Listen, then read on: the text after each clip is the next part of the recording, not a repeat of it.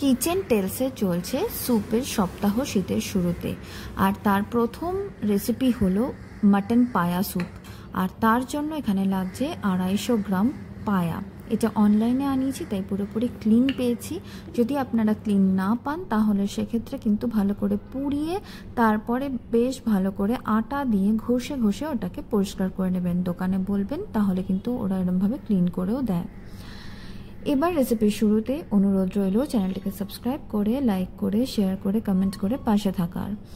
নতুন চ্যানেল এগিয়ে নিয়ে যেতে সুবিধা হবে। এখানে আমি দেশি ঘিতে রান্নাটা করছি, তার জন্য আমি 2 টেবিল চামচ দেশি ঘি দিয়েছি। প্রেসার কুকারে রান্নাটি করব। অবশ্যই সময় বেশি থাকলে নর্মাল হাঁড়িতে করতে পারেন, 3 থেকে 4 ঘন্টা, সেক্ষেত্রে কিন্তু সময় লাগবে।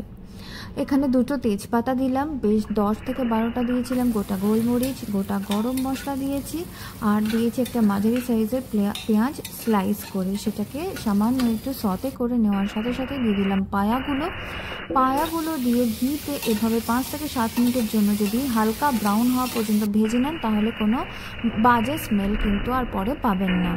আদারওয়াইজ অনেকে এটাকে ব্লাঞ্চ করে নেন, সেটাও করতে পারেন। এখানে আদা রসুন থেতো করা দিয়ে দিলাম, 2টো লঙ্কা কুচি দিলাম, সামান্য কয়েকটা ধনেপাতার ডাঁটা কুচি করে দিয়ে দিলাম।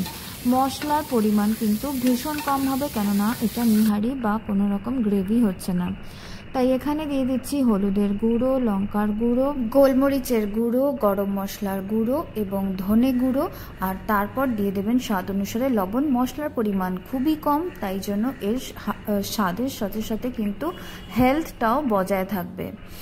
আর এবার এর মধ্যে এটাকে 5 মিনিটের জন্য সতে করে নিয়ে অনেকটা পরিমাণ জল দিয়ে প্রেসার কুকারে 4টে সিটি দিয়ে নিলেই এটা কিন্তু রেডি হয়ে যাবে। এবার আসি এর স্বাস্থ্যের কথায়।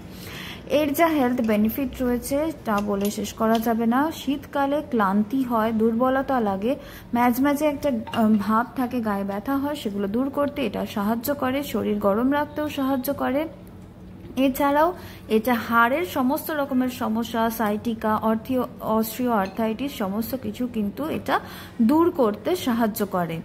এর মধ্যে কোলাজেন রয়েছে, যেটা ভীষণই উপকারী। গামিজ বা ট্যাবলেটের মাধ্যমে আমরা না নিয়ে এখান থেকে ন্যাচারালি পেতে পারি। এছাড়া জিলাটিন রয়েছে, জিলাটিনাস প্রপার্টির জন্য এটা ডাইজেশনের জন্য খুব ভালো। এছাড়া স্টমাককে অনেকক্ষণ ফিল রাখতে সাহায্য করে, ফলে আপনার স্টমাক যদি ভর্তি থাকে তাহলে আপনার ওয়েট লসেও সাহায্য হবে। এটা আপনি কোনো রকম কাপস মানে ভাত বা রুটি ছাড়াও কিন্তু এটা শুধুই খেতে পারেন। আর এটা গরম গরম সার্ভ করবেন। বেশ কিছুটা লেবুর রস ওপর থেকে যদি আপনি এর ওপর দিয়ে দেন তাহলে এটার ফ্রেশনেস আর স্বাদ দুটোই কিন্তু ভালো হয়, আর আরও অনেকটা বেড়ে যায়। এছাড়াও স্বাস্থ্যকরও এটা। এছাড়া ওপর থেকে আরেকটু দিয়ে দিলাম ধনেপাতা কুচি, যেটা ছড়িয়ে আমি পরিবেশন করব।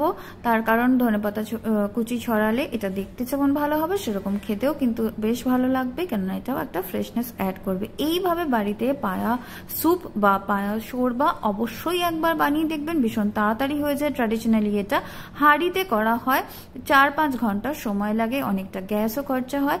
আর তার জন্য আমরা এটাকে প্রেসার কুকারে বানালাম। আশা করি ভালো লাগবে, জানাবেন কিন্তু অবশ্যই কেমন লাগলো।